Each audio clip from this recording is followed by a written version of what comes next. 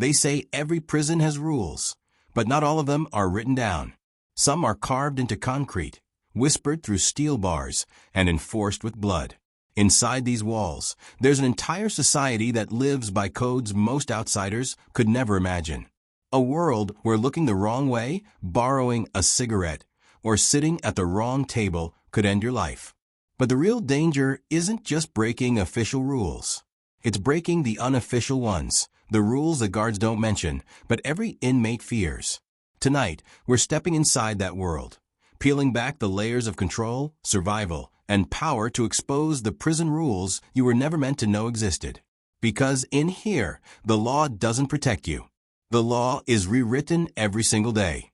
Our story begins at one of the toughest prisons in the United States, a place where the concrete hums with tension, and every man learns fast. Silence can save your life. There's an invisible line running through the yard, not painted, not marked, but everyone knows it's there. On one side, the white inmates. On the other, black and Latino groups. Cross it, and you might not make it back to your cell alive. This isn't about racism in the way the outside world defines it. Inside, race is organization. It's safety. It's the foundation for survival. If you don't belong to someone, you belong to no one. And in prison, that means you're prey. Even guards understand the rule. They won't mix groups in the same showers. They won't break up certain tables at chow. It's an unspoken peace treaty built on fear, a system that keeps the chaos contained. But this is just the first layer of the prison code. Because once you learn who not to stand next to, you still have to learn how to exist inside the hierarchy. In most prisons, meals are the only time inmates can pretend life is normal. But even then, the rules are brutal. Each table in the chow hall belongs to someone, a gang, a race, or a crew with power.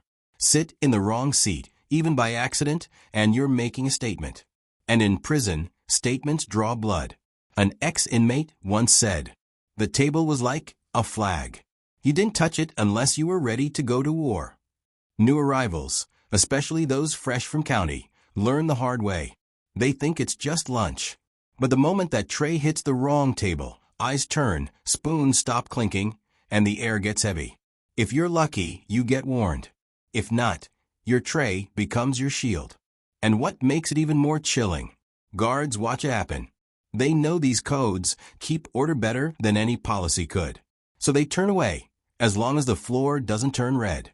Inside, a single cigarette is worth more than gold. A bag of ramen? That's currency. But there's one rule everyone knows. Never owe what you can't repay. Because debt in prison doesn't come with late fees. It comes with scars. It starts small. A new inmate borrows a pack of noodles, a bar of soap, maybe some coffee. The lender smiles, says pay me next week. But that favor becomes a chain. One missed payment, and suddenly you're someone's property. You'll carry their tray, clean their cell, or worse. In the underground economy, debts often transfer between gangs, like financial instruments. You can be sold overnight, and there's no appeal, no escape. In one prison in Arizona, an inmate racked up $200 in debt, cigarettes, drugs, and commissary items. He thought he could buy time. Instead, his debt was paid in blood. The man they sent to collect wasn't after money. He was after an example. That's how the balance sheet works behind bars. Every transaction ends with a lesson. The one rule that unites every inmate across every prison, federal, state, or private, is the most absolute. Never, ever, snitch. Even if it means dying for someone else's crime. The code of silence is older than most prisons themselves. It's what keeps order, what builds loyalty, what defines who's real and who's a ghost. But what outsiders don't understand is how deep this code runs. Snitching doesn't just mean telling guards who did what. It can mean something as small as speaking to an officer too long, even if you're asking for medical help, even if you're innocent. Once you're labeled a rat, there's no coming back. You're marked. You'll lose your cellmates, your protection, your life expectancy. One correctional officer in Texas once admitted, "If an inmate's called a snitch, we move him, not to protect him, but to delay the inevitable." It's a death sentence disguised as a reputation. Respect is everything. It's more valuable than freedom, more powerful than fear. Disrespect, even a small one, can trigger violence that echoes through an entire block. A man bumps into another and doesn't apologize. A glance lingers too long. A joke crosses the line. In the free world, those things are forgettable. In prison, they're declarations of war. Every inmate knows how fast a spark becomes a riot. That's why they speak carefully, move deliberately, watch everyone. And here's the part that outsiders never grasp. Respect isn't given through strength alone.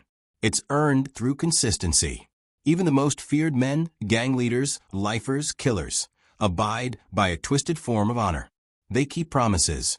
They repay favors. They follow through. Because in a place where everyone's lost everything, respect is the last thing left to protect. There's an old saying inside. The guards run the prison, but the inmates run the world inside it. Every correctional officer knows this truth, even if they'll never admit it.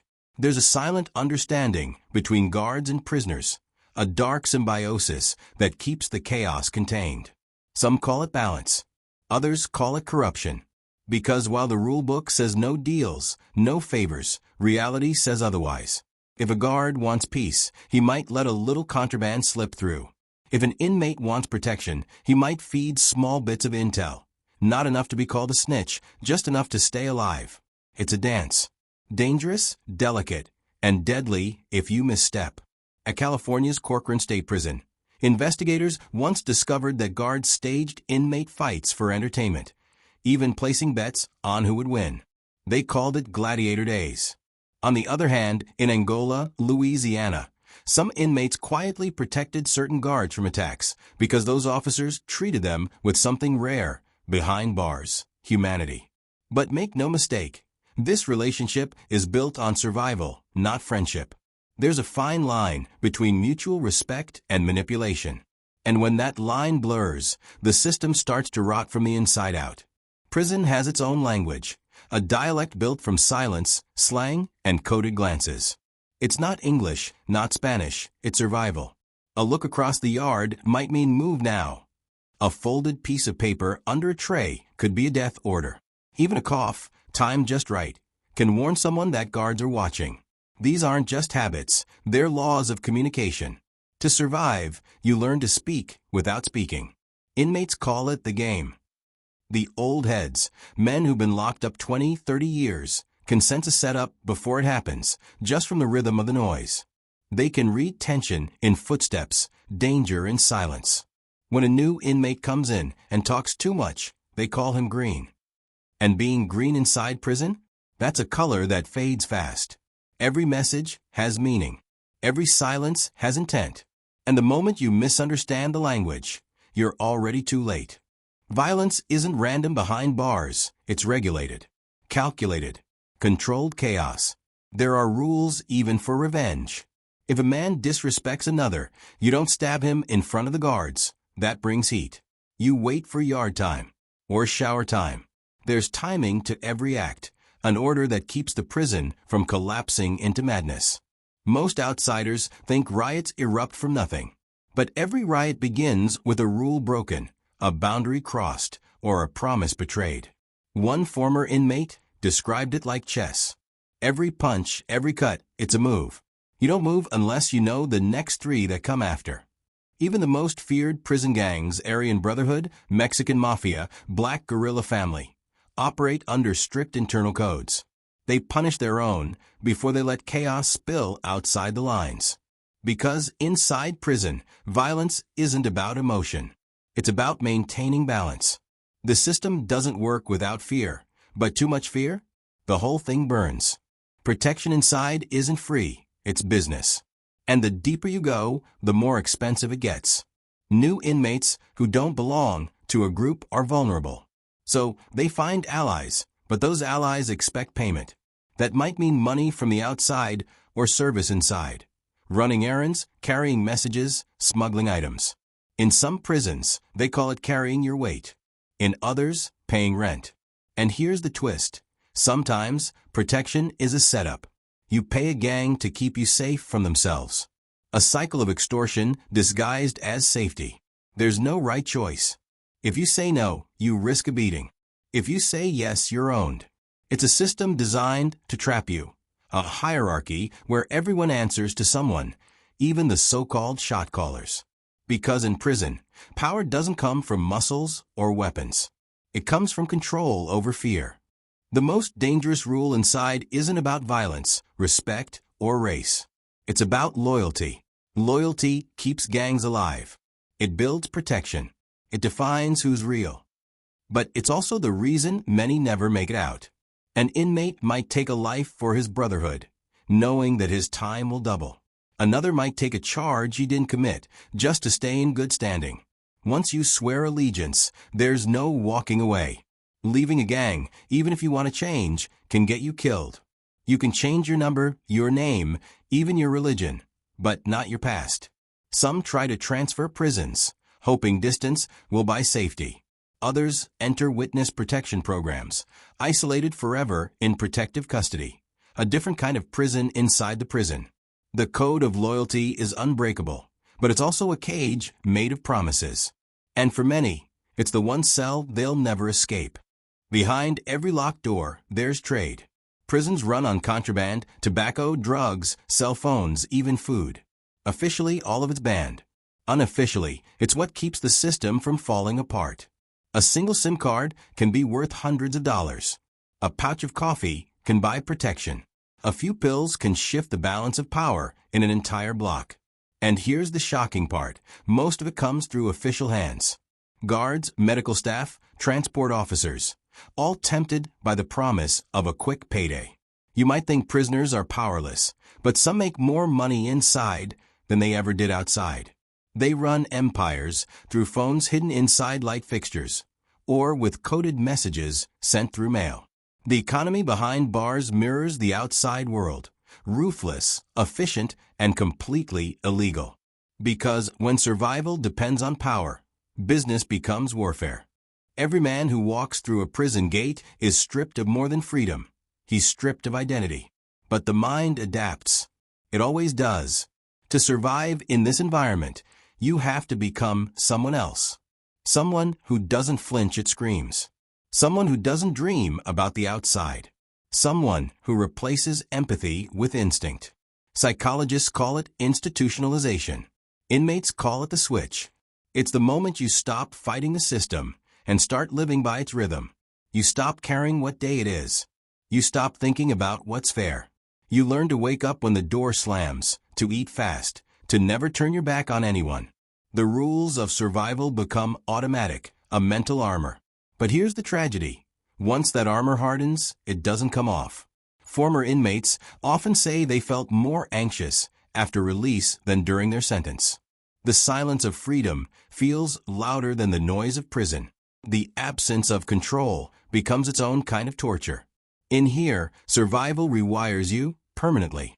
And for some, freedom becomes the scariest cell of all. Solitary confinement, the hole. It's supposed to be punishment, but for many, it's reality. A space no bigger than a bathroom, walls that echo your heartbeat, light that never fades. Some men spend 23 hours a day alone, talking to cracks in the wall, counting seconds just to prove time still exists. After a few weeks, the mind starts to splinter. After months, you forget what it feels like to see a human face. After years, you start to forget who you are. But even in the hole, the rules follow you. You don't scream, it makes you weak. You don't beg, it makes you a target. You hold on to one thing, control. Even if it's just the way you breathe. Inmates communicate through vents, through taps on the wall. Codes born from madness and necessity.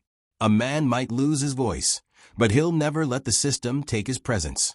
Because in solitary, the final rule is simple. If the world forgets you exist, you must remember yourself louder. To outsiders, prison looks like chaos. But to those inside, it's structured, meticulously. Every cell block has leaders, soldiers, workers, and watchers. The shot callers, the unseen governors, control everything. They decide who eats where, who gets punished, who gets protected. Their power doesn't come from size or noise, but reputation. They run business through coded notes, whispered orders, and loyal soldiers. A single look from a shot caller can end a dispute or start a war. But here's the paradox. These leaders are often the calmest men in the prison. They don't yell. They don't fight unless necessary. Because power inside isn't loud, it's silent.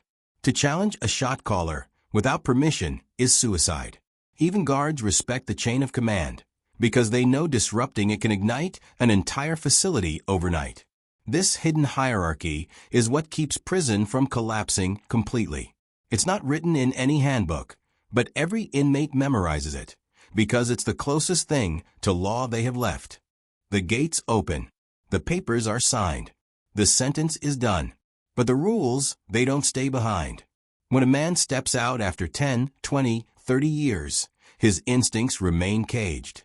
He walks down a crowded street and still scans for threats. He eats with his back to the wall. He flinches at sudden noises. Freedom doesn't erase what the system carved into him. He's been taught not to trust, not to show weakness, not to hope for too much. He's been taught to live by codes that make no sense outside, but they're all he knows. That's the cruelest rule of all. Once you learn how to survive in prison, you may never learn how to live outside it. And maybe that's what society refuses to see. Because for some men, the bars were never the real prison. The rules were. The walls don't just hold people, they hold secrets. Rules passed from inmate to inmate, guard to guard, generation to generation. You won't find them in any policy book. You won't see them on any tour. But they control everything.